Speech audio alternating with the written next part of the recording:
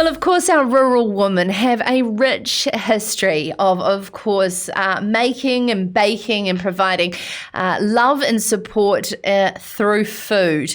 And this is, of course, in dire times of adverse events, but also too just in the general nurturing of our local community events. Wherever they are, they seem to be bringing a warm hug and a warm cup of tea. Now, of course, COVID was horrible for all of us. Everybody felt isolated and locked down from their day-to-day world. And, of course, there were so many heroes that rose from that. Of course, in the rural sector, it was slightly different because of the fact that we were an essential service and could continue. However, some went over and above. I mean, the amount that our rural posties had to deal with online shopping, of course, those vets and shearing contractors that had to sort of get around a lot of things to ensure that our animals were safe and well looked after. So, in an awesome initiative that came into my inbox today, Rural Women on the 29th of July are going to hold the very first nationwide Mighty Morning Tea. What a great concept. To join me to discuss this is Chief Executive for Rural Women, Liz Pennington. Good evening, Liz. This is fabulous. Yeah, we're pretty excited about it. Kia ora tātou, Sarah, and welcome to everybody on the call. Really pleased to be here and join you, and also really pleased to get a chance to talk about the Mighty Morning Tea Shower. Oh, so how's it going to work? Well, I have a small prop here. It's a Lamington I prepared before this call. Nice. And what we're basically doing is we're saying, hey, there's a bit of a recipe here, and that is that we look for people that were providing essential services during that time. That might be the postie, as you mentioned. It might be the truck drivers who were delivering stock. It might be the supermarket workers, the rural midwife down the road, the pharmacists who did such a great job, and many others. So we're just really encouraging people to think about the spirit of acknowledgement, identify some people to support, and then either bake and prepare some food themselves or buy it, and then head along to say thank you. And so it's a kind of a face-to-face thank you and the delivery of some food and just showing our appreciation, really. So that's the recipe: some goodwill, some good food, and a chance to say thanks. Oh, you got me welled up. I'm just so proud of the concept, Liz, and the fact that, you know, I just think so much about, you know, for instance, in our meat processing plants, the huge effort, the work that went on across that was to isolated and vulnerable Kiwis was absolutely incredible. Sorry, I'm getting very emotional about it because it's just such an awesome concept of thankfulness and gratitude that we can do. And of course, on the 29th of July, just to set that date that rural women are driving something like this is so special. So what would you like people to do? Take photos and share throughout social media? Or is it just a simple, humble Kiwi way? It's however you want to do it. Exactly. That's the answer, really. And I mean, I think from our perspective, we had great leadership during this time in terms of a focus on being kind. Yeah. And being compassionate to each other. So I think we just want to really kind of continue on in that space in terms of saying, hey, let's just acknowledge and say thank you. So it's just all about showing appreciation however you want to in your place, wherever that is. Whether that's heading out, it's down the road, it's at the neighbours, it's down at the fire station, wherever you want to go and say thank you, then we're just asking for everybody else to come on board and do the same thing in a good kind of collective Kiwi thanks. Yeah. Fantastic. I know where I'm going to be on the 29th of July, the Rural Women headquarters in Wellington, because I bet you that'll be where the mean morning tea will be. I can't wait. It'll be great.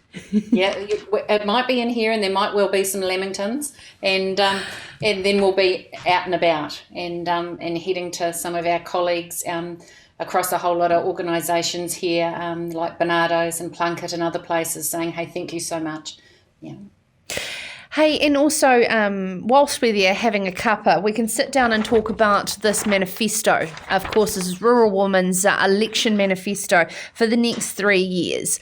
Liz, since you started late last year in your role as Chief Executive and pulling together this manifesto now, are we making traction on some of these key points like education, rural connectivity, health and wellbeing of our rural communities? The answer is yes. The answer is still that there's a lot more to do. I think, our manifesto is always a really collective effort. It's kind of grassroots to global approach where we're looking at our connection to women in other countries as well as our connection to each other here. Some of the things are perennial, they're coming up every year, and they're the things that are important to us and resonate with our membership, and that's always going to be around issues of health and education, rural connectivity, those sorts of things, the environment, they're really important to us. So those things are always big features in our manifesto, which is really about well-being and resilience. I think the bits that are similar, just in terms of responding to your question, rural connectivity is right up there.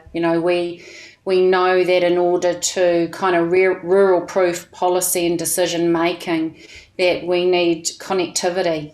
If we're not going to have a cheque to use and we can't write a cheque anymore, then there certainly can't be an assumption that we can internet bank if we don't connect, if we don't have access. So, some of these unintended consequences of some policy decisions sometimes have a really significant impact for us rurally.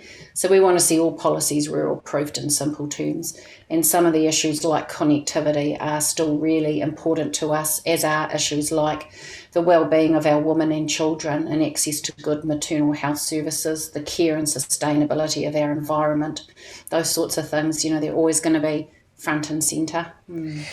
And also something else, putting a lens over, you would have thoroughly enjoyed the way that the agribusiness agenda from KPMG this year broke out the voices of millennial and females to showcase that there was different priorities from different gender and, of course, age demographics. In particular, higher up the priority list for women over men was around our provenance story and connecting New Zealand's rural and urban communities. The role of a female normally as a connector. How can we take a document such as the agenda and actually sort of live and breathe how we see priorities differently in leadership? Yeah, I think for us, we're always thinking about applying that lens, that gender proofing kind of lens and that rural proofing lens, because we want to make sure that there aren't unintended policy impacts.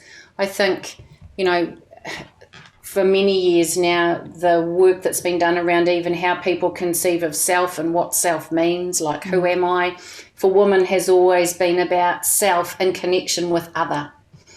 It's how we often think, how we work. And so I think in the business world and in our practice, it's about the focus on relational rather than transactional. So we're wanting something that, acknowledges the relationship that exists between people. So when we go about doing our business, when we're engaged in our work, when we're raising our families, it's always with that thoughtfulness around connection to other. So I think some of the ways we're going to see going forward are going to be much more around our networking, our ability to support each other, our ability to really look at great stories and share them, our ability to mentor to a kind of tainer, these ideas of one supporting another. They all have great opportunities for us, I think, going forward. Now, our wahine was celebrated on last night's Shepherdess Flock-in celebration of the second Winter 2020 edition. I know I could see that you were following along there, Liz. And again, I got really emotional because I was so proud of these entrepreneurial rural women with these world-class brands that are born out of the back blocks. I mean, the lead into that is more because a great way to be able to celebrate that is the NZI Rural Business Awards that happen every year, and applications are closing shortly. Yes, they are. End of the month. So we would love to hear from you. If you're a rural woman involved in business, if you're kind of a 50% owner in that business, you've been running for a couple of years, you're operationally involved in the business, we'd love to hear from you. You can enter in one or a number of categories. People in the health and wellbeing space are in there too, as well as people working in sort of fibre, new business, emerging business. There's a whole raft of categories. So jump on the website, have a look. We'd love to hear from you. Or if you're thinking that maybe you might want to, but you're not sure about what's involved, rather than surfing around on the website, just give us a call, and we're really happy to talk to you and just step through what it might look like in terms of coming forward and going through the process.